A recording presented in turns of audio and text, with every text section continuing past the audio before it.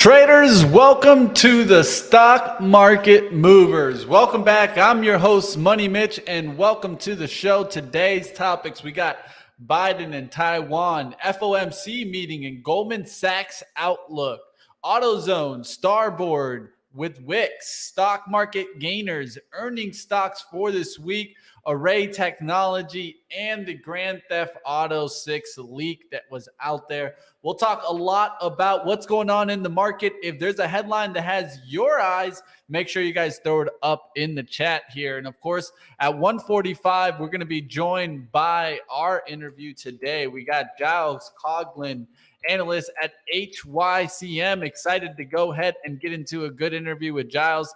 Giles, always great to talk about the overall market, and we'll take a look at some Forex and commodities. You guys hit the like. Let's get it started. Welcome to Stock Market Movers, where we give you all the headlines and, of course, get you to the expert opinions to keep you guys in the informational edge. Let's get it started. There are three ways to make a living in this business: be first, be smarter, or cheat. I can't help you cheat, but I can give you the informational edge to help you succeed in the markets. Welcome to Stock Market Movers. All the market moving headlines and expert opinions every day. They say money is the oxygen of capitalism, and I want to breathe more than any man alive.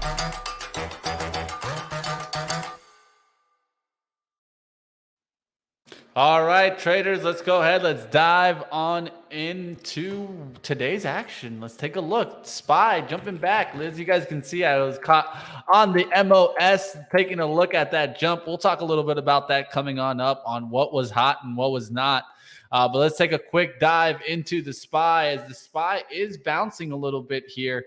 As you guys can see, we haven't really cut through that 23 on the RSI again for the SPY to kind of give us that bounce outlook. So am I expecting a bounce here? Not yet, but it does look like we're battling today. If you go to the intraday, you can see how we're up there to the 385s. Of course, we kind of leaked down and we were back here on Friday, but these are very close to Friday's close, right? I mean, Friday's close, you got 386.16. We're at 385.75. Where did we struggle today? Right around those 386 level. So let's see if we can get back up towards 387. That would be good for the bulls. But for right now, the market is going a little bit sideways. Did bounce a significant amount today. We'll talk about what stocks got moving, but let's go into the overall talk on out there. Of course, U.S. President Joe Biden saying on 60 Minutes, I don't know if you guys caught the interview, but said that U.S. forces would defend Taiwan in the event of a Chinese invasion.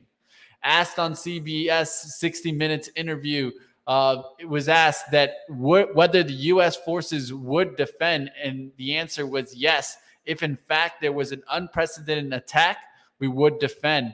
Asked to clarify if he meant, unlike in Ukraine, U.S. forces, American men and women would defend Taiwan in the event of a Chinese invasion. And Biden simply replied, yes. So keep this in mind. We'll see what happens. If there's any kind of war talks, of course, out of China and Taiwan, that would definitely affect the markets big time on the downside. So just putting out the warning flag on out there. I'm not saying this is going to happen, but it's something that I'm keeping in mind. And the reason why I'm still in a lot of cash is because of this situation. I just can't trust that Taiwan and China are going to play, friends right here. I think at the long run, will China bark back? The United States is coming out with comments like this. Eventually, China has a tendency of barking back, and that's what has my eyes really open and paying attention to anything that comes out of China. All right, let's keep going. Of course, later on this week, starting on Tuesday, you got the FOMC meeting. Of course, they'll be meeting on Tuesday, then putting out that conference on Wednesday. Wednesday is where we really are going to pay attention to see what happens. Are we going to get a 75 basis point hike rate or a full 100? Well, this is what a lot of people are keeping their eyes on. Now, today from Goldman Sachs, we did get some comments on out there how they see the markets, right? They said that we have raised our Fed fund rate forecast by 75 basis points over the last 2 weeks. And now expect the FOMC will hike by 75 basis points in September, 50 basis points in November, and 50 basis points in December to reach a terminal rate forecast at 4 to 4.25% by the end of the year. They also see high interest rates, low growth, and elevated risk of recession ahead. They also gave a cut towards their GDP forecast for 2023. Now sees growth just at 1.1% for the year, down from the previous expectation of 1.5% year over year. So definitely keep this on watch. We'll see what happens with GDP. Will we get a third negative reading in GDP? That's something to definitely watch, and definitely will be more talks about recession. Now, one quote that caught my attention here also is something that was given out by CFRA's Sam Stovall. You guys know we've had him on multiple times. He put out a note that stated also that 56 rate hikes occurred since World War II. And the central bank has only upped interest rates by 100 basis points only 7 times since World War II. So we'll see if that actually does happen. Will we get the 100 basis points? Of course, that would shake up Wall Street. Coming in on Wednesday, 2 p.m., 2:30 will be the meeting, of course, and 2 p.m. would be the release. We'll see what happens. Will we get some fireworks from the FOMC meeting? And like always, you guys can watch that FOMC conference right here on Benzinga. And of course, on Wednesday, we'll not only have, of course, the interest rate talk, but we also have our boot camp and our town hall that day. Very important to talk about what's going on in the markets. We'll see what happens. Don't miss that. That's going to be on Wednesday all day long. We have educational, and you got the town hall. Those will be at 12 p.m. 4 experts on there talking about the U.S. economy. Don't miss that. That's going to be on Wednesday. All right, let's keep going. Let's get into the first earnings stock today. We're going to talk about Autozone here. Let's take a look how it traded in the intraday action. Actually came down off of decent earnings here. Really wasn't bad. Let's talk about their EPS coming in here at $40.51, beating the 38.38 estimate. Sales at $5.35 billion, beating the $5.15 billion estimate. AutoZone's fourth quarter same-store sales increased 6.2%, but mentioned in the earnings report there was talks of lower margins, and that's probably being the focus today of why you're seeing a little bit of a turnaround. We'll see if AZO is able to hold up here. What I think this company really needs to do is think about a stock split, because the stock is just too expensive for the average investor to kind of think about it. And I think, a 20-for-1 split, bring this back down, who knows? Maybe if this goes back down towards, let's say, 200, or maybe, down there towards 100 or something, it could be an easier price to buy for certain investors out there. Just throwing a thought. Hopefully we'll hear something about AutoZone and that they bring down that price. But right now, it's just hanging in there. What I would watch for is, of course, any cut down below 2,000, because then you'll cut the trend that it's been trying to hold for a long time. All right, catching up with the chat. What's going on out there? How we doing out there? Easy, Zoltan in the chat, Keith, Angie in the chat. I see you guys talking out there. 75 basis point is also where I would be looking at. And I see Beach Bum in the chat also. Hey, if the fund rate should go to approximately 4.5, it's 2.5. Go figure. Well, the big thing there is that they see, right, the 75 basis points in September, 50 in November, and 50 in December. What I could see really happening is I think we get 75 basis points in September. We get the 50 basis points in November. But I think in December is when we're going to start seeing a little bit of some laying off from the Fed. Maybe we get a 25 basis point hike and they come right back down towards the 25 basis points and just start slowly trying to weave off of the hike rates is what I see into 2023. But like always, who knows? Nobody knows. It's really all going to be about, like the Fed says, data dependent. All right, let's keep going. We'll get out of AutoZone talk. We'll go into Wix. So let me know if you guys have ever created a website with Wix. I know that I was thinking about it at one point. I ended up going a different route, but you're seeing Wix get a lift here today and continue the movement. Why is this coming off of? Well, activist investor Starboard Value revealed a 9% stake in website development platform Wix, and it's getting some lift here today into the intraday market, continuing the lift in the pre-market, and now we'll see if it can get towards the next daily levels. Next levels for me I have is a move back up towards 94. It could get to the 200-day moving average, which would be good for the bulls, right? If you're a long-term bull in Wix, well, there you guys see it coming on back. Let's see if it can get towards the 200-day moving average. Right now I have that at 90.97, and we should see that kind of come on up there closer towards that 91. We'll see if we can make it back up there in Starboard and Wix. Wix is, of course, is kind of like an easier way to make websites. And so I see the usage. The only thing is there's not so much freedom when you're making websites through Wix, but that's just what I noticed. We'll see what happens. A lot of people use Wix for their websites, so not a bad technology play here long term. We'll see if this was the right level to buy Wix. All right, let's keep going. Let's take a look at some other stocks that are moving. Let's go into what was hot and what was not. This is where we're really going to just jump on into the market. Take a look at what's moving. You guys in the chat, let me know what you guys see moving out there. I did see some people talking about some stocks already. I did see straight healthcare down by Easy, and I would agree with that. Healthcare is down significantly. That's the most beaten down sector today, and really the only sector deep into the red. You got communications just starting to leak into the red overall from the open. Of course, overall, you got real estate, communication, healthcare, and technology down. But if you actually take a look at from the open, technology is actually up. So what I would watch is a stock like NVIDIA. Will it be able to hold on into the green today? If it gets back below 130, I mean, this stock just can't hold any kind of real pushback in the stock. It's going to be ugly. If it closes below 130.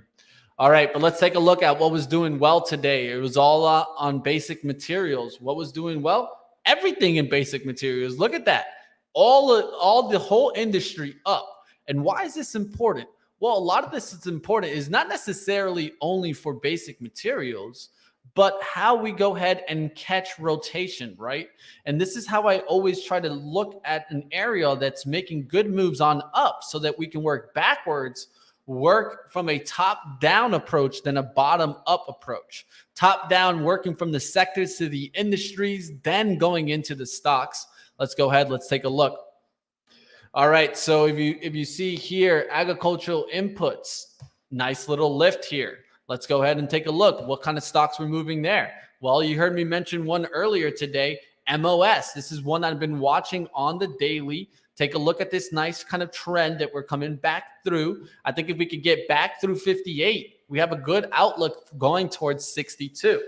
This is one that I'm keeping on watch because, of course, natural gas mentions on out there. Natural gas probably going to spike again. Fertilizer price probably spiking with it. So I'm keeping this one on my radar. CF is another one that I'm keeping a close eye if you want to keep watch on these agricultural inputs. And you got some other plays you can watch also. IPI is another one. Intrepid Potash. We'll see what happens with these, but definitely interesting to keep these on watch. All right, coal bouncing back today. Stocks there that I would keep on watch. AMR. We'll see if BTU can hold the kind of pullback towards the 200-day. If it cracks that 200-day, you can forget about it in BTU. But CEIX holding up well relative towards the other kind of coal players. And, of course, AMR is one that I'd be looking for it to come back. METC is not the worst, but it's really cheap and has been beaten down. We'll see what happens in the coal players. Aluminum, COA got a raise. I know an upgrade lately, but I don't know about this one. It's too low for me to take a look at it. FCX, one that I was thinking about, but it just seems like it really needs to get back above, let's say 34s for me to even think about this, because it's in a bearish trend. It needs to come out of it. We'll see what happens in copper. All right, lumber wood production. Definitely keep your eyes on lumber price. If it keeps going up, that would cause some spike in inflation. Steel, some mixed game, but today getting some bounce back. NUE, Steel Dynamics is definitely probably the stronger ones, and Cleveland Cliff because they kind of guided towards the upside. But NUE came in last week and knocked them the hell down there, so it's a little bit of trouble to see. GoDaddy used to have a site builder tool back in the day. Don't know what happened to it. They started using the other kind of website builder, right? They use, I forgot the name right now. I've even used the builder. I don't know why I can't remember the name right now, Crassy. But yeah, GoDaddy uses kind of, they do still have their own website one. I've seen them. But also, I mean, there's a lot of these website builders. Let's just be honest. All right, let's keep going. Let's go into energy stocks. Definitely getting a bounce back, and oil was not looking good in the pre-market. Let me go ahead and take a look at WTI today. Wanted to take a quick outlook to see where we're at on the day here as we are bouncing back here. So let me see WTI. I want to take a look at the front month. Looks like we're back up there towards 85.35. And what happened? Right near the open, a nice little spike in oil coming back up there towards the 85 and the 82s. If you think about it, look at Oxy coming on back here after cutting through some major support there at the 64.50s. I got stopped out of this on my competition account, but it's still looking good. And if Oxy can, come back with some more Warren mentions, maybe that can get it back up there. XOM was also getting back today. I need this to get back towards 95. 95 is the level where Exxon can kind of recover and get back up there towards the 98s. Then we'll be really looking good for the 100 move. We'll see what happens with Chevron. And I know that with Exxon, Chevron's what I'm going to. Chevron looks like it was really kind of beaten down, was looking like it was going to crack here through the 152. Now it's getting some bounce back today. We'll see what happens in energy. All right, uranium names moving up right now. Not bad ones to mention, Beach Bum. Let's take a quick look at some uranium names. Have no problem checking them out. URA is how I've been kind of keeping an eye out on these uranium names, but you mentioned some names, UROY, URNM. Definitely keep those on watch. Right now, the three that are in the URA, UEC, LEU, and URG aren't doing that great, but we'll see if they can get a little bit of a bounce back, right? Definitely some of these stocks that I would keep on watch. And uranium has been, a favorite. I mean, you can look at CCJ getting some lift today. Also, that one doesn't look too bad. Has made a pullback. Let's see if it gets back up there towards the 30 price point. All right, let's keep going. Let's get into another area. As you're seeing, industrials get a little bit of a bounce here right on the daily. So let's see if these start bouncing and holding here. And so some of these industries that are doing well today, infrastructure operations, you're getting trucking stocks to do well today. What are some of the trucking stocks that are doing well? DSKE, YEL. Where's USFD? I haven't seen that one in a while. Or let's see. What other ones we got here? I don't trade too many trucking stocks, as you guys can tell. There's a couple of ones that I know, but yeah, I mean, these don't look that great. I mean, a lot of this is on the outlook. They've been going down, and trying to get a little bit of a lift here. This one doesn't look too bad here, this MRTN. Look how this is pulled back significantly, trying to catch a little bit of a bounce. If there's one that I would probably keep a watch on, this MRTN doesn't look bad on the chart, but on a weekly outlook. All right, let's get out of that. Solar, I already talked about some of those names, but I'll go into that right now. I don't think I gave it too much about that, so let's go into that. So if you look also, I did want to talk about solar, but let's go into consumer cyclical first because this was a lot of major movers. So a lot of the reopening trade doing well right now. Kind of these casinos bouncing back. But right now, I'd kind of open more on the reopening trade. Hilton getting a little bit of a lift. Marriott getting a little bit of a lift today. If you take a look at CCL, how it jumped right out the gates. Now pulling on back towards that 1070. We'll see if it takes another lift up or will it start cracking. This has been really strong with this recent move, but if it takes a downturn from this 1106 and can't get back above that, watch out, because we could come back down closer towards the 860s. We'll see what happens there in Carnival. All right, and other areas that we're doing well there, American Airlines, the airlines getting some lift there, Airbnb getting some lift. Keep your eyes on these reopening trades. It looks like Airbnb is starting to turn around a little bit. We'll see what happens on these. Can they continue to make a lift? Like American Airlines is setting up there for another push here. As you can see here, it's bottomed out there around the 1350s. Now let's see if it makes a move towards 1415s. And that's what we're going to be looking at. Right now, you're at 1424. Can it get towards the 1450s and start holding there, American Airlines? All right, let's go. Let's keep going here. Now, what got hit the most? Let's go to tech, though, before we get into what got hit hard. That's healthcare. A lot of it is on the downside, but here's some technology names that are getting a little bit of a bounce today. Of course, NVIDIA getting a little bit of a bounce. We'll see if that can hold the green on the day. The opening price here I have at 130.61. Let's see if it can hold that towards the close. Oracle coming down today, but getting a little bit of a bounce. Some bigger names that were getting a little bit of a bounce. QCOM was getting a little bit of a bounce. I also saw Intel. Intel getting a little bit of a bounce there. It doesn't look too bad. We'll see how these tech names perform. But solar was one of the areas you guys wanted to pay attention to. And Array had some news there that was interesting. So I'll go ahead and I'll just give the news here. The news was with an upgrade, and it came from Piper Sandler. They upgrade Array Technologies and said that solar stocks could surge nearly 60%. And so keep this one on watch. It has been having a really good day. Pulled back here towards the 1835s, 1825s, now trying to get back to 19. If it can close above 19, you're going to be looking for at least a comeback there towards the 20. We'll see what happens there. Sol getting a little bit of lift on this, but First Solar is the one that I said, keep your eyes on First Solar. As First Solar holds, I think the overall solar economy will keep holding up too. That is slowly but surely becoming a leader there. First Solar is not a bad name to keep on watch. One area that I was going to keep on watch also, of course, is EMPH and SEDG, which is one that I've been playing. And this one still hasn't come back below the 280s and it's continued to hold. I think it makes the next step up. We'll see what happens there in Solar Edge Technology.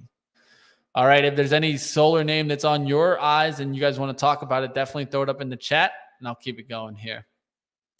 All right, let's go ahead. Let's get into some other stocks out there. What is getting hit?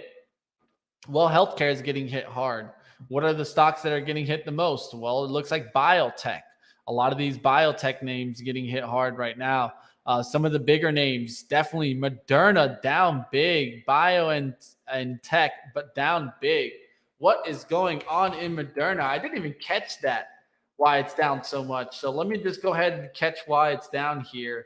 As much as it is, it looks like it's pretty bad here as it's coming on in. Okay, so it looks like a lot of this is coming on in with the talks that I saw in the chat. It looks like the talk about Biden stating that COVID vaccine makers fall as Biden says the pandemic is over is why the stocks dropped that much, 9% on that comment. Wow. That's impressive right there. Definitely seeing some hard side down action there coming into bio and tech and Moderna based off of those headlines. And that's a little bit, I think, extreme there to come down that fast. But hey, as we've known, this was going to come eventually, come kind of calling here. And now it doesn't look good for Moderna as it's heading right back down where it was probably towards the pre-pandemic. This was this wasn't a big stock pre-pandemic. This was only about $19 stock. Will we be able to hold up here? There's a big support underneath it now. If we start taking out those weekly lows, watch out because we could start cracking down towards the 100 price point in Moderna. Definitely a turnaround there. Moderna was starting to look like it wanted to come back up through this trend line. Now rejection from there shows me that you got to watch out for the lower price points and look at monthly supports to look out for those next level down. Next level down for me, you got some support around the 103. And from there, you can really start dropping into the 87s. We'll see what happens there. In Moderna, will we come crashing down? And definitely getting hit hard today. All right. Biden said COVID over on 60 Minutes. Yeah, that was literally why I was moving. I didn't expect that would be a reason why I was down 9%, but hey, definitely getting hit hard. All right, so we'll see what happens there. Moderna definitely getting hit hard, and that's what's bringing down some of the biotechs. Let's go to some of the bigger names. I'm sure those are getting hit hard also with this mention, and you guys can see BMY getting hit hard, Pfizer getting hit, Lilly getting hit on this, Merck getting hit on this, and Johnson & Johnson, one that I was watching. Where we're going to close above 65. We ended up closing above 65 on Friday. Now we pull right back towards those 65 today. We'll see what happens in Johnson & Johnson, if this is even a play that I want to keep in mind. And AstraZeneca is another one to keep in mind. Will this come crashing back down? It's held for a very long time on the trend line, but it's really horribly taken a trip to the downside now. It's been about 14% in just about 1 month. Yeah, they definitely caught somebody. All right, let's keep going. I did see someone talk about Cleveland Cliff. Yeah, it's coming on down there. Looking like it wants to get a little bit of a bounce there. Remember, we're getting mixed signals from steel. So we got a good outlook from Cleveland Cliff, a good outlook from Steel Dynamics, but NUE, kind of the capitalization leader in the industry, gave that downside outlook, right? So one of the stocks that I can watch to see what happens in steel, would US Steel come out with a positive outlook? If that happens, then you got about 3 of the major players pointing towards the upside and one of the leaders pointing to the downside. That's when I can see NUE probably getting hit a little bit harder than some of these names. But it's not a bad mention and not a bad stocks to keep in mind, because essentially Cleveland Cliff lets you know that their business wasn't doing too bad, that they were even going to raise prices on steel, probably make a little bit more on revenue. And you're seeing here NUE kind of destroyed the industry. Let's see if they can come back. And also keep your eyes to see what happens in US Steel. Let's see what they say. All right, let's keep going. Let's start taking a look at some of the earnings stocks that are coming up this week. If you guys got tickers you guys want to check out, just because it had a big move or a big gainer, you guys are always welcome to throw them up in the chat. I'm going to get us through some earnings stocks this week. And so some of the earnings stocks this week include Costco, Darden Restaurants, General Mills, and Lennar. Let's go to first, Costco. Costco is a stock that I was looking at today, potentially take a trade on the competition account, trying to get it back above the 505s, going towards the 520 and the 200-day moving average towards 522. But it's a hard trade, right? I mean, at least for me, one of the areas that I was going to watch was going to be BJ, because BJ has been really strong. This whole club, very similar competitor, has been making nice moves on up, but just want to make sure that they hold kind of this 75 pullbacks and start making a push towards the 80. I don't want to see this chart break down too fast right before our earnings come out. And Costco has earnings on the 22nd. Don't miss that, guys. That's going to be something definitely to keep on your radar. Will Costco kind of beat? I mean, if I think about it in the overall sense, one of the things that I like to do is pull up the Benzinga Pro, right? And if you pull up Benzinga Pro, one thing that you can do is you can pull up the calendar widget. And the calendar widget lets us know how much have they been surprising or kind of not surprising on the revenue. How do they beat often? Well, it looks like recently, back in like 2017, they were not beating in revenue often, Costco. But ever since 2020, and you could think about it here, kind of right here is when we really started kicking into the pandemic. Right there in kind of May of 2020, of course, there was some down action in the earnings because of what? Probably because there was no one leaving their house for at least a month or two. But after that, since then, look how Costco has been coming in with some good beats. This is why I'm kind of a little bit leaning towards the upside in Costco, but we'll see what happens there and if that can make the next step up, right? And so Costco is definitely one to watch. We'll see if it can get through the 505s. Does it make a run before the earnings is something that I'm thinking about. And when we hear mentions from Walmart that their Sam's Club is at their best membership ever and that they're raising their price, it gets me to think, will we get Costco to take that next step up? Now, Dollar Tree is another area that I've been watching for because this one was off the bottom, was looking to see if we were going to get a day two type of move, a move towards 145 and then 150, then eventually maybe closing in the shadow here as this one had gapped down big. Will it come back up there and start filling some of that shadow zone? All right, let's get out of Costco. Let's go to Darlin Restaurants. Of course, Darlin Restaurants is DRI. So check this out as it's bouncing off the bottom. And the restaurant outlook, it doesn't look too bad here. It kind of has like that rounding bottom. You could also maybe call it kind of an inverse head and shoulders, but it really needs to come back through this kind of trend. You can see here you have kind of a trend line that you've been trying to get through. You can't get through it. Remember, when we can't get through it, eventually we probably reject back to support. So it could reject towards the 120 eventually here. It's battling, trying to get through that 135. We'll see what happens here on Darlin Restaurants if they're able to get to that 135. And of course, look at the moving averages. They're all below it right now. Let's see if this flips with the earnings. Does all of a sudden the moving averages move above the price action? That would be a sign of concern in Darlin.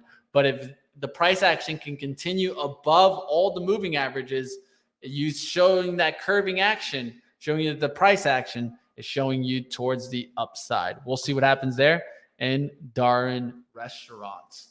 And just to kind of mention there, Costco is Thursday after the market close.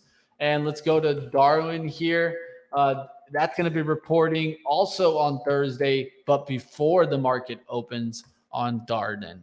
All right, let's keep going. Let's get into the next one there. Let's go to General Mills. General Mills is one that I'm keeping on watch, GIS. They have earnings also coming on up, something that we can keep on watch. This was one stock that I was going to see if it was going to start getting a lift.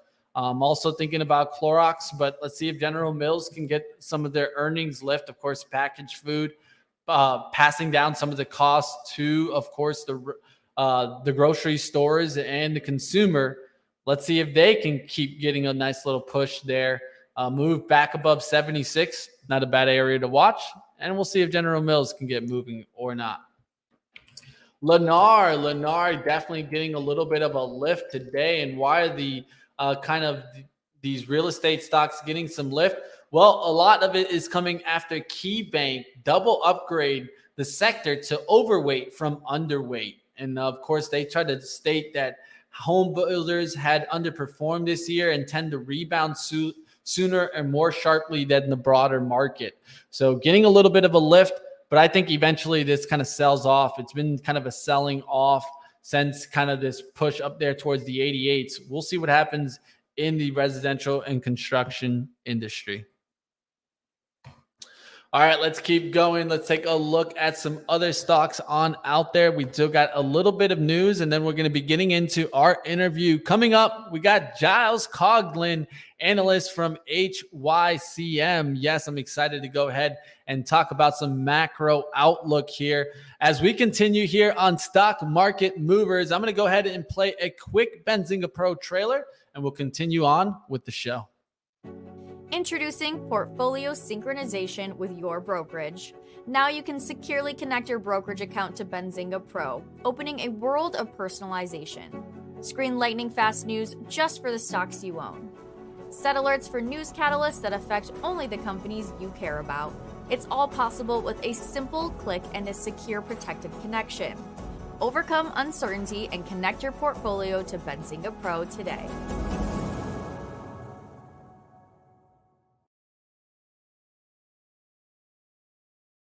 All right, let's continue going here. And like always, if you guys got tickers that are in your eyes, throw them up in the chat. I'm going to keep going here. Let's go into the hacking that happened. Of course, this is coming towards take two If you guys don't know, Take-Two's best game, and I would have to agree with this, is, of course, Grand Theft Auto. At least that's one of their best brand names that they have underneath their belt. But a hacker published authentic pre-release footage from the development of Grand Theft Auto 6, the most anticipated video game from Take-Two Interactive, and it got hit hard on this news. But guess what? It looks like they bought up that news because it's right back up there towards yesterday's close as it's made its move from the pre-market in the 116s right back towards that 123 or 124. It looks like they shrugged it off on the hacking. What do you guys think about that? I mean, to me, I don't think, stocks should have gone down on this, but I understand it kind of took away kind of some of the excitement that some were expecting to hear from that Grand Theft Auto 6. And it's also kind of in the works. At least it doesn't seem like it's coming out anytime soon. So it's something to keep on mind. But one thing to keep in mind is kind of the demand is coming away from these gaming companies. And, Activision, it's not doing too bad. ATVI. But that's a lot of it on what? On the acquisition news, right? I think if ATVI wasn't getting acquired, I think, you can probably see it come back down here towards the 65s, but we'll see what happens there, ATVI. It does look like it's starting to cut back down towards the 75. We'll see if it can hold on. And for old time's sake, I haven't taken a look at it in a while, but let's take a look at here. Here is down to $7. Wow. Turtle Beach down to $7. Wouldn't expect to hear that one, but definitely Turtle Beach not being able to hang on towards the 20s, towards the 10s, now down to $7. Interesting to see it down that much. Logitech is the other one that I would think a look at if that one's down so much. And this one hasn't made it back down towards the pandemic low. It's holding a little bit closer towards the 48s right now. Will it make that move back down towards a low on the pandemic of 31.37? Not a bad one to keep on watch, but definitely the demand is just so low in video games right now. I think they'll come back eventually, but it's interesting to see them get hit hard. And at least it shows me that the environment isn't coming back right now. All right, let's go ahead. Let's keep it going here. GTA is making money, and it will continue to make money. It's all about the micro transactions. Yeah, GTA definitely makes money, and I agree. It's going to always make money. It's one of the most anticipated games, and it's one of the most fun games to play. At least I like playing it. But who knows? I mean, we'll see. I also remember that Meta talked about for a long time that they were trying to work with Take-Two on trying to bring like a Grand Theft Auto version to Oculus. If that ever happens, call me an Oculus user because I'll be there. So who knows? Maybe Meta can turn things around, right? Can Meta turn things around? We'll see. And it's not right now, I'll tell you that much. Even though you had a couple of days where it was starting to come back on up, it had some resistance, it hit it and went right back down towards support. Now you're down towards the 146. Where will Meta stop? I mean, at the end of the day, this stock is really starting to get into worry as it could come back down closer towards the 130. I think that's the next level that you guys have is going down towards that 130. And then from there, around the 130 area, what happens then? If we crack through there, we could easily be back down towards 80, 70. Is Meta just completely cracked and not coming back? That's something I throw to the chat and see what you guys think. All right, that would be hilarious. GTA on VR. Yeah, I mean, I think that would definitely be something that would get them pushing. Just because I think that that's what we need. We need some kind of bigger names, bigger games, right? Like in VR, one of the things that I think is holding it back is no big names. Like, let's say a Call of Duty name or something like that. You need some big brands. 80 is a buy. Ooh. 80 is a buy. I mean, that would be down there. I think it eventually will become a buy, but the question is at what valuation? Because it's going to be a lot on their VR side, not so necessarily on their Facebook side. But let's see what happens. Meta platforms, the metaverse, they're struggling right now. Let's see if they can get out of it. Anyone buying the Meta Quest Pro when it's released? the Pro isn't coming out, right? I think it's the Cambria. Cambria is the one that's being released. Kenneth, but correct me if I'm wrong. Are they calling it the Quest Pro? Is that what you're talking about? All right, let's go ahead. In a few seconds, we'll be joined by Giles about 3 minutes to get into Giles' conversation. But let's start taking a look at some different areas on out there. NVIDIA, are we still holding on? Yeah, we're holding on for the time being. Let's see what happens at the close. The Qs, what's going on in the Qs? Looks like we're battling the 289s on the Qs. SPY battling here the 386. Can't get up there. It's tried multiple times, and I always try to point this out here, right? I mean, we've had about 1 try, 2 tries, 3 tries. Let's see if it goes one more time. If it can go back up there, 386.26, I think we get up there. But if we crack through the 385s right now, watch out. We could be heading right back down towards those 383s. All right, bull case for Meta is to actually start making money out of the metaverse. Agree. I mean, they got to make some money. And it would be ultimate to see kind of GTA under their belt. Another area that I was keeping on watch, and then we'll talk about it coming on up with Giles, is commodities like wheat, right? What's going on there? What's going on in corn? Corn looks strong today again, looking like it's starting to push back. I'm keeping an eye on that. Soybean, right? Soybean, what's going on there? It's going on up. Wheat is the one that I see kind of hanging on a little bit more, but definitely something that we need to talk about. UNG, how's natural gas today? We are getting a little bit of a bullish day. Will this have another run? Of course, we've continued to hear about the pipe shutdowns, right? What's going on with Nord Stream 1? Will it come back online, right? I think that's one thing that you should keep on watch, because of right now, it's still shuttered down, right? And we'll see if it kind of comes back. German gas buyers resume nominations for Nord Stream 1 supply. Looks like Russian gas flows through Ukraine steady. Nord Stream 1 remains shut. So we'll see what happens if they ever get it back online, and what kind of supply comes back online is something definitely to keep on watch. I'm still stunned that UNG hasn't just completely ripped, but I think in the long run, we still get that rip. The question is, how long will it take? And will it just kind of subside as this kind of Nord Stream 1 shutdown is there? And then it starts pushing back. We'll see what happens. This one likes to go in waves, I feel like. And we've had a couple of waves trying to hold above the 31.61. Let's see if it ever gets back up there. All right, I see VMW. VMW in the chat there. VMware trying to call it a steal there, down there.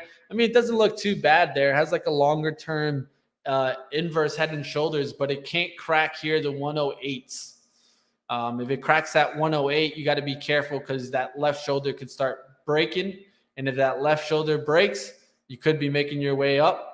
But this isn't really a stock that I trade often. It's trying to hold on there towards the 110. 110 needs to hold so it can start coming back towards 120. If not, you're looking at probably the 100 coming on down. We'll see what happens there in VMware. All right, let's go ahead. Shop being called out in the chat. Looks like Giles is having a little bit of issues coming on. We should be able to have him on in just a few moments, but if not, I'll make sure to get Giles on tomorrow. I'll tell you that. That's for sure. All right, we'll see what happens here in Shop. We are bouncing near that 30 price point again. Of course, Shop moves a lot with those ARC names, right? The growth names. That's what I think you need to keep on watch. But let's go back to Shop to see where those levels are meeting on up. And it looks like you can see it on the daily, 30.13 taking out that. We got to be careful. But right now, if we can recover and kind of close above the 31.93s, that's not a bad outlook here. We don't want to see it below that 31 again, and we just want to see it coming right back up there towards the 35, because that looked like you were trying to get back towards 40. Now, if we can't get back towards that 35, watch out for those 30s, because it can get cut. Next thing you know, you're down here back towards 25s and 20s. We'll see what happens there. Unity is a perfect example of this. This has just been pulling on back. If it catches a bounce, it doesn't look bad. But if it cuts through the lows, you got to go. Watch out there. 34.27 is a good low to see it hold. If it cuts through 30.25, got to be careful there. All right, hourly charts having a little bit of a pullback here. We'll see what's going on there. 36.04 Unity trying to pull on back towards the VWAP. We'll see if it can get on up there through the 36.50 towards 37 and 38. All right. Definitely, let me just check up right quick on Giles. Looks like I don't know if we got the wrong link there, but we're checking up on him. We'll see what happens there. Let's keep battling here. Let's get into, of course, seeing if the SPY is going to close on up today. It looked like we were battling the 386. Can we get back up there? Looks like we're going towards it right now. We talked about it prior to this. Would we get the push back? We got a little bit of a flip right back to there as we're getting that fourth kind of level that I look for. There's that 1 price action, 2 prices action, 3 price action, and looking for the 4th here. This is usually where we get either the breakout or the rejection. Let's see what happens in the overall market. Do we get that breakout towards the 387 or rejection back towards the 385s? And really interesting on this one that you went right back towards the 384.98s and then wick right back out of there. So showing you that you stayed down there for very few amount of time at the VWAP and bounce straight back up towards resistance. Let's see if we can actually get it through the 386 level. Are we just getting kind of that bullish kind of day? That's what I can see there. New daily lows, you gotta go. Yep, that is the way it goes, and definitely not a bad outlook. Guess Puerto Rico couldn't even help it. GNRC. No, yeah, I don't think that, one of the things is with Generac, I think that happened there is, of course, that with Generac, it didn't come to the United States. I think a lot of people were starting to play it, thinking that maybe it would, that hurricane would turn a little bit and come towards the actual United States. And this isn't what happened.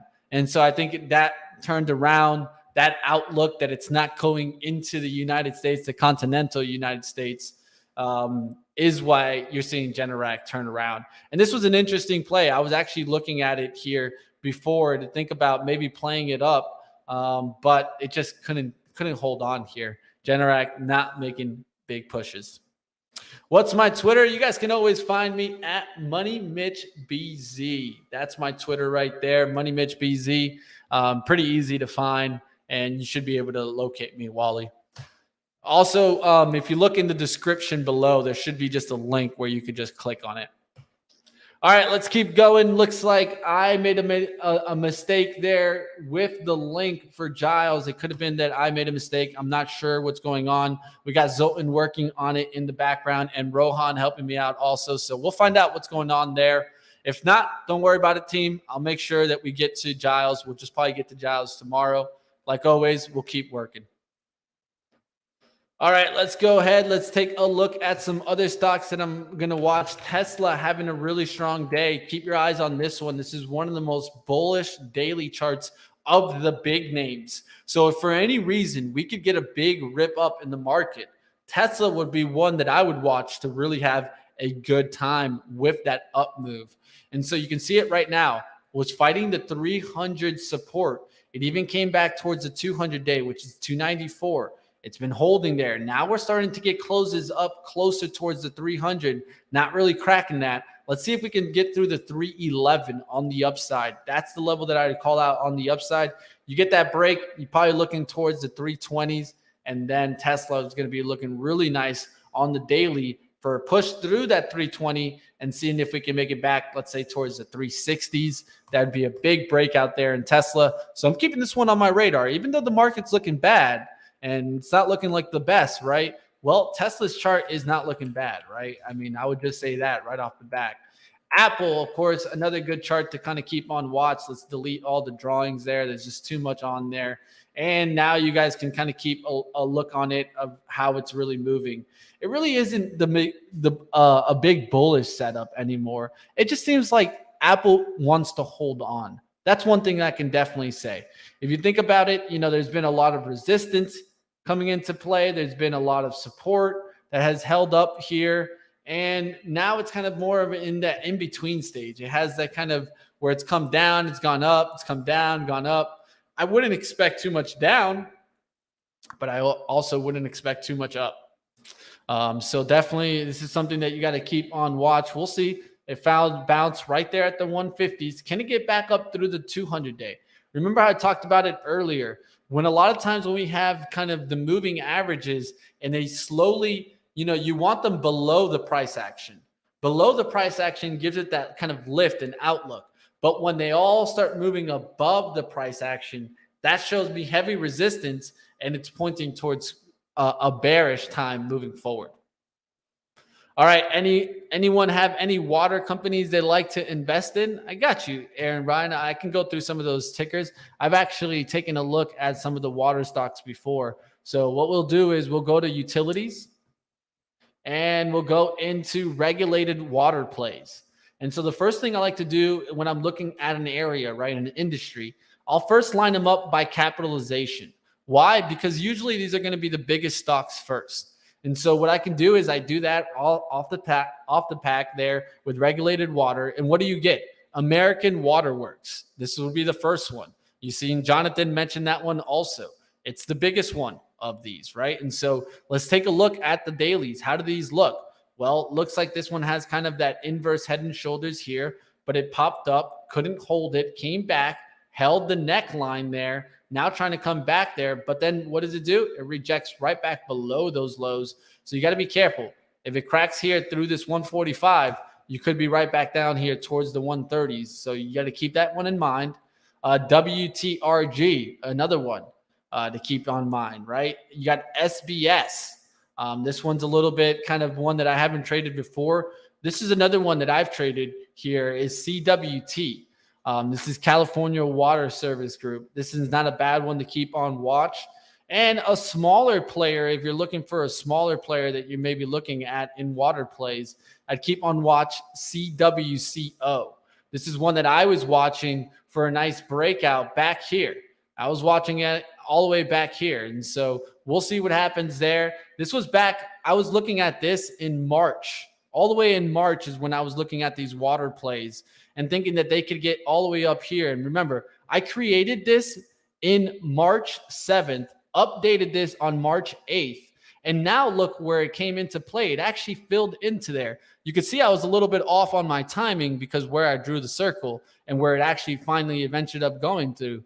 But these water plays made a huge move on up. Consolidated Water, CWCO, not a bad one to keep on watch there if you're looking for water plays.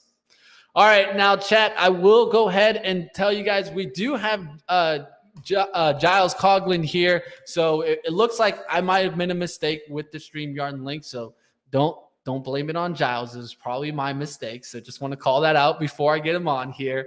And we're going to dive into our interview and go into a little bit of overtime since we don't have anything on right after this. So stick around, guys. We're going to get into some overtime. Give this a thumbs on up and let's dive into our interview today.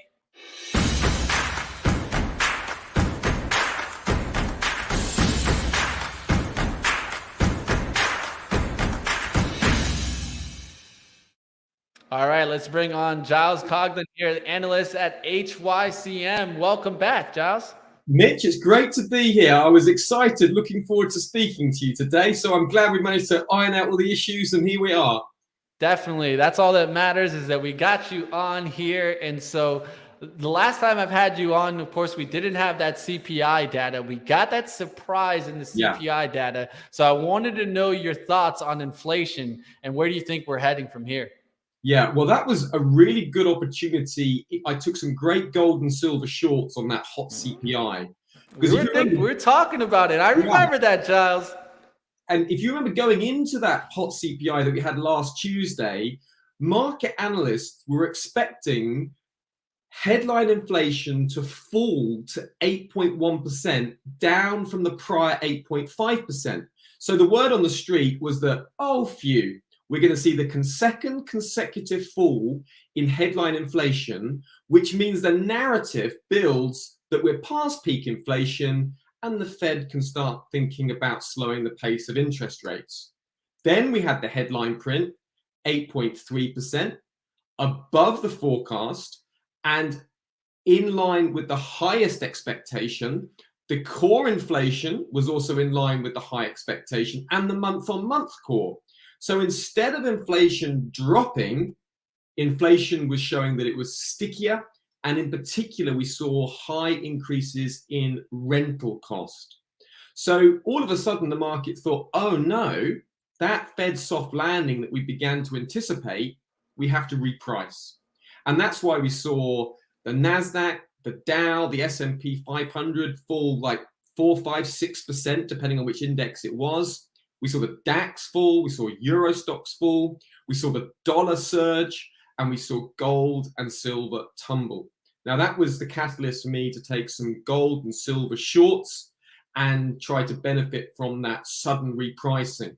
So that means I'm excited this week because now we're going to actually hear from the Federal Reserve and begin to get a sense of where they're going to be taking us. And that could potentially open up another set of opportunities in the Dow, the NASDAQ, the S&P 500, gold, silver, and the dollar. So that's where I'm at now, Mitch. Now, of course, some traders are starting to weigh on, of course, the interest rate hike. And I'm still in the camp kind of more the 75 basis points. Yeah. But do you think 100 basis points, is it off the table?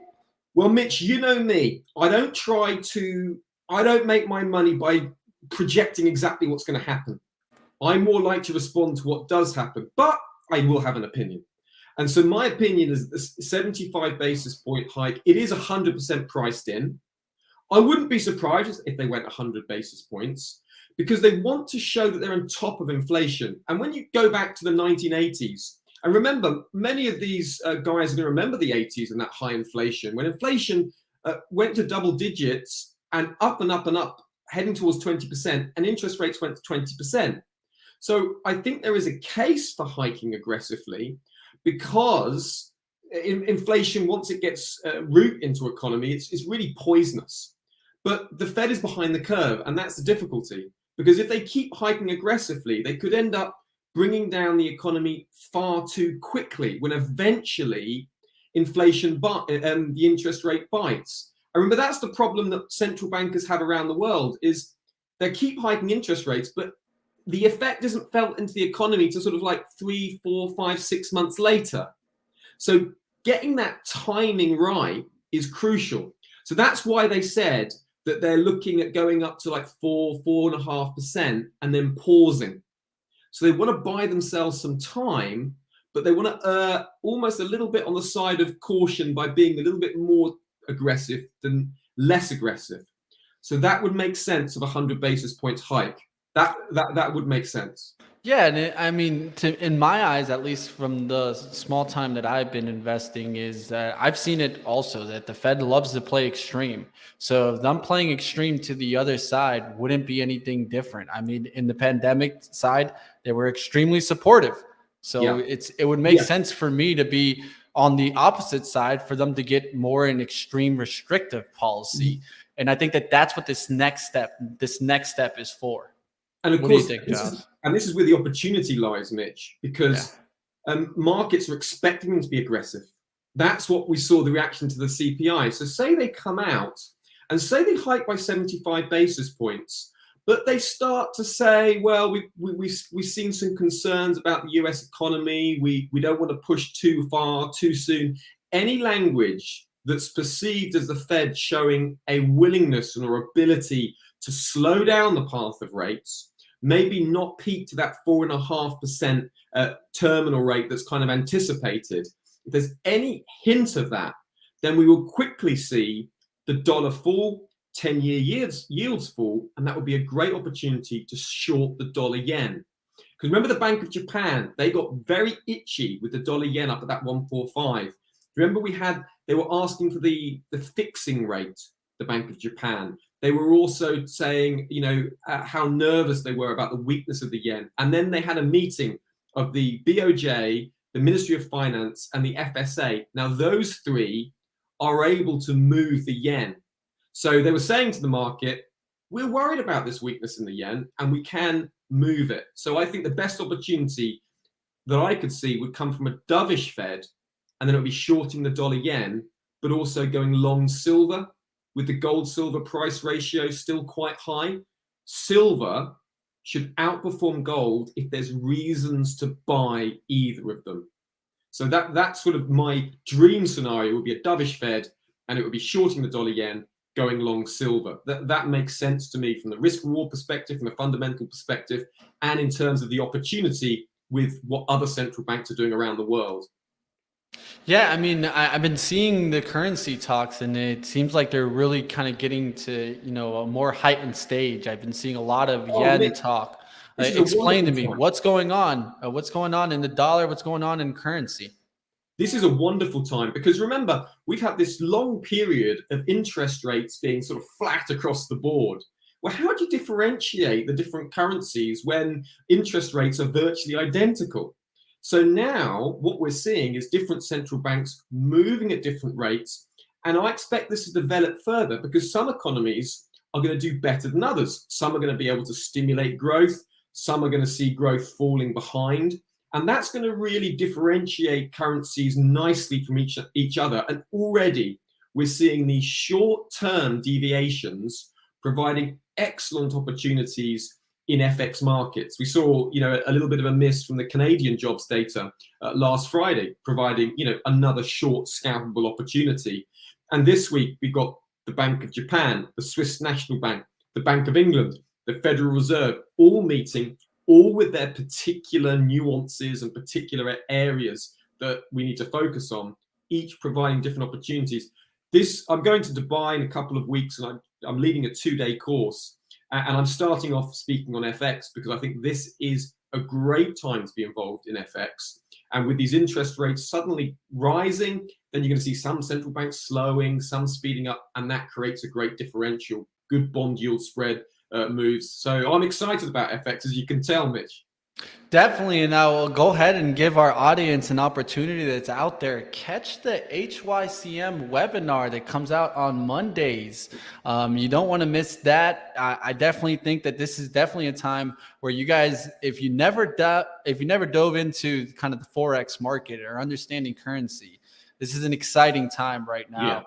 Yeah. There's been times that I can tell you when I first started, it wasn't as exciting in kind of 2018 to talk Forex. And now it's been kind of the forefront in the trade. And I think it's going to be something that we can all kind of look at opportunities and not always just trading, always just in kind of equity markets about, overall stock market moves, but Forex looks really interesting here. I mean, FX is hard, Mitch. It's a really hard market. Yeah, it's different. So there's a lot of wisdom in staying with stocks, and particularly if you're new and beginning, don't come and fiddle around with FX. Stocks is much more straightforward. But this reminds me of like 2009, 2010, when we started to see some pretty big FX moves. So that's the kind of vibes that I'm picking up. And definitely, if you've been in FX markets for a while, or you can follow someone who knows them well, there will be some good opportunities ahead. Excellent. Now, what do you like moving forward? I'm going to give you a little bit of a way here. I know a lot of people are thinking, do you think oil goes higher or natural gas, or maybe both? Oil is really difficult because there's so many different drivers with oil at the moment. There's structurally a lack of supply in the oil market. There's just been a reluctance to invest in oil markets because it's just not politically really attractive. Who wants to say we're going to invest in fossil fuels? No one. Who wants to say to investors, we're going to put lots of money into drilling oil wells? It's not kind of sexy, as it were. So that's meant there's been a structural underinvestment in oil markets, which should keep oil supported and underpinned. We are also expecting demand to keep up. And even though there's been lots of talk about electric vehicles, green energy, there's nowhere near enough electric and green energy supply to do away with oil. So oil's entering a really good period. And as soon as the economy shows any signs of turning, I just expect oil to keep gaining again. So I see medium-term upside for oil, but how you time that would be very difficult. And I would just use major tech levels to enter into oil. Nat gas is really being pushed and pulled around by the Russian-Ukraine crisis. So if the Russian-Ukraine crisis fades, I'd expect nat gas to drop sharply lower as well. So I'd see that would be very susceptible to event risk going forward. But energy markets are particularly tricky with, is it the US-Iran deal? Is it inventory levels? Is it the Russian-Ukraine crisis? Is it, the latest oil spill from Iraq? There's suddenly reasons to buy and sell almost each day. So it's been a very difficult market, and I haven't made many trades in oil because of that. But medium term, structurally, I do see upside in the market, and deep pullbacks from major tech levels, in my book, would be suitable for buying. Just like anything, make sure you manage your risk well. Yeah, always. That's always what comes first. Now, last thing I'll leave off of is agricultural commodities. And do you see any trends kind of coming up here? Commodities, the best sort of trends I see in commodities, not so much in agricultural commodities that I've been noticing, but that's because I'm not so much in touch with those markets, Mitch. In commodities generally, the only exciting commodity that I'm wanting to get involved in is with gold. I still think it has a lot of upside on that stagflationary narrative. But this is not the time to buy gold because the dollar's so high, real yields are so high, so it just keeps dropping. So I'm looking to get into gold. There's a very strong seasonal pattern for gold and silver around the end of the year. So they tend to gain sharply from about December the 24th through to about the middle of February on a seasonal basis. So an ideal world would be that's when the Fed starts showing some signs of pausing around the December meeting, and then perhaps you could see a good run higher in gold and silver. Apart from that, commodities like nickel, lithium should gain on electric vehicle demand over the long term. Copper has structural reasons for gain. It's pressured at the moment on global growth risk. But should we see a turn in sentiment, that I would expect those sort of base metals to gain again, commodities like iron ore, copper. But for me, it's just getting that timing right. So that's all I've got, Mitch, but I haven't got anything more specific. I don't follow agricultural commodities very much. No worries. The last thing I'll leave off of it, is there any catalyst that you feel investors are just not focusing on that we should kind of keep on watch? Well, I think there's one thing that some beginner investors struggle with is when they think of like central bank policy meetings. They might think, oh, okay, over here you've got the Bank of Japan, and then you've got the Swiss National Bank, and then you've got the BOE, and you might think of them like players on a Cluedo board or a game of Monopoly. They're all equal, but actually they're not. The Federal Reserve is the most influential central bank in the entire world, and where the Fed go, the rest of the world, to a larger or greater extent, essentially follow. So that's why the Federal Reserve's meetings are incredibly important, and particularly for stocks. I would say if you look at the seasonal pattern for stocks, they tend to gain very strongly around the 31st of October through to the end of April. It's a pattern that repeats itself over and over again. So if I was looking at buying in medium term into major indexes or understanding the big narrative, you have to focus on the Federal Reserve and how they're going to respond to inflation, how they're going to respond to US economic growth, and what the terminal US rates will be. That will underpin the majority of financial moves across a whole range of markets. So if there was one thing that I had to stress to either a beginner investor or maybe an experienced investor that hasn't quite got the significance of the Federal Reserve, is watch the Fed, because that will set the tone. And once that tone is set from the Federal Reserve, then the old adage is true: don't fight the Fed, just go with it. Definitely, don't fight the Fed. I think it was definitely. There's a song, Mitch, in the UK. Yeah. I think it was. I think it was the Clash. Or one of your listeners will bring. I fought the law, and the law won. Sometimes I'm still rocking to that tune. Yeah, I fought the law, and the law won. Do you know what I mean? So don't fight the Fed. Don't be sensible, right? Yeah, and we'll see if there's any mention for any reason that they could flip a little bit. We'll see. Yes. Giles. And it'll be a subtle narrative. We are looking at absolute shades of grey. So it's quite a tricky central bank meeting to trade. But remember where the expectations are. They're really high. So if they don't deliver on that high bar, then we could have a buy the rumor, sell the fact response. So I wouldn't be surprised to see the dollar selling off. And if the dollar did sell off, it would be dollar yen downside, which I'd like. Because everyone's worried about the Bank of Japan intervening in the yen, you see. Yeah. if you notice, did you notice how 10-year yields have been moving higher? But what's the dollar yen been doing? It's been moving sideways. Now that's strange. And the only explanation is because the Bank of Japan has spooked the market to think that if you're going to short the yen, we might at any moment, without giving any notice, buy lots of yen. And that's worried investors. But once you're going long the yen and you've got reason to, then great, you've got the Bank of Japan backing you up rather than you facing the Bank of Japan. Yeah, we'll see if we get some tailwinds there. Appreciate you coming on, Giles. Like always, it's always a pleasure to have you on. You have great understanding, not only into market sentiment, but Forex, different areas. I always appreciate you coming on, Giles. Mitch, I really look forward to this meeting, and I look forward to our next one again. Definitely, Giles. We'll have you back on, and I'll see what I get out of the FOMC meeting this week, and we'll retry back out. Have a good that's one, Giles. lovely, Mitch. Take care now. Thank you, everyone. Take care.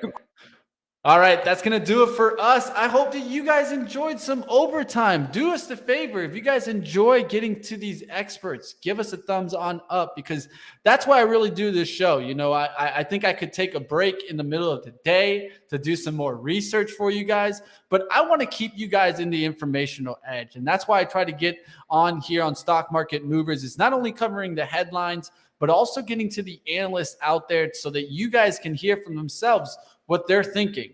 That's why I have guys like Giles. We have Sam Saval.